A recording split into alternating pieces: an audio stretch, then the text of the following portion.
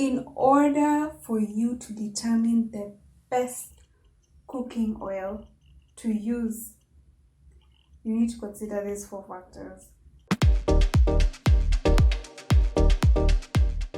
Number 1, does the raw material used to make the oil produce oil naturally? What does that mean? Whatever is used to make that cooking oil that you're using, just think about that cooking oil, the one that you use every day, that one.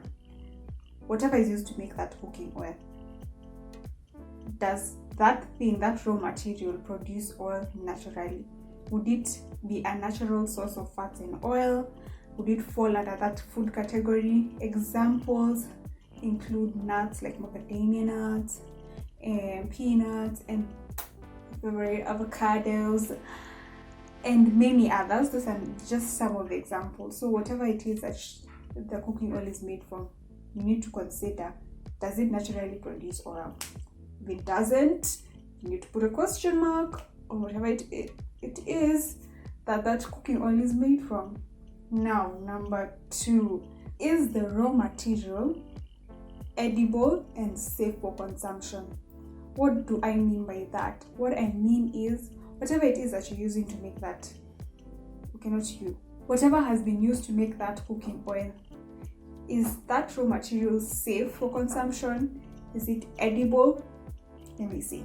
So for example, if I came up with, pen oil, I say this is oil, this is not oil, this is a pen. And I am now going to be making cooking oil from these pens moving forward. And I brand them nicely. Most people would not buy from me cooking oil made from pens. Why? Because pens are not edible, they're not safe for consumption, and no one should be using pen oil for cooking. So you need to be considering whatever that cooking oil is made from, is it safe for consumption? If it's not, question mark.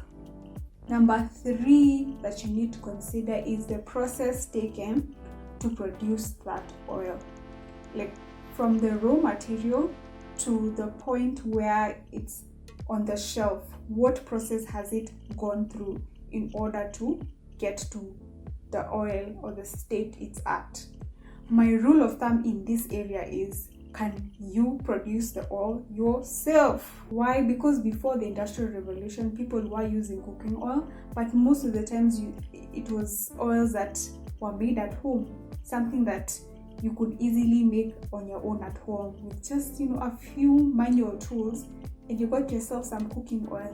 So even with the age of all this machinery and technology, we don't want to start coming up with artificial stuff that is efficient and it's cheap, but it's not good for your body.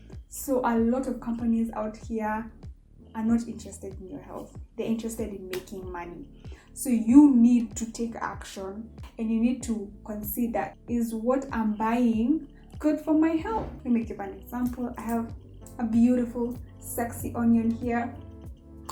So if I say we're coming up with now onion oil, and I find a way using modern machinery and technology to make oil from this onion, I can imagine that would be such an arduous process. There's a lot I'll need to take out from this onion. There's a lot I'll need to add in order to finally come up with an oil that can be used. Yes, this onion is safe for consumption. I can use it to make food, but that does not necessarily mean that it's supposed to be used to make oil.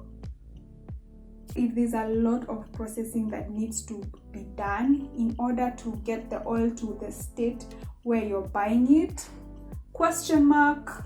Then the final or the 4th factor that you need to consider is that oil suitable for cooking?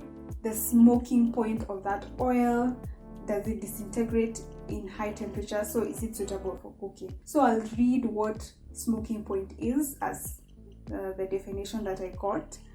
The smoking point is also called the burning point of oil. This happens when the compounds of the oil or the compounds in the oil break down as a result of heat exposure. At this point, the oil is unstable and leads to the production of harmful substances from the oil. So if the oil smoking point is low, that means if you just cooking your food on low heat, the compounds in the oil will break down and then it will start producing harmful substances that are not good for you and should not be in your food. So I will give an example in this case: flaxseed oil. It has a very low smoking point and you're advised to never use it for cooking. Flax seeds are excellent, especially if you're on a plant-based diet. Grind them, make sure you grind them and use them in everything, like your food, your drinks, your smoothies, use them everywhere.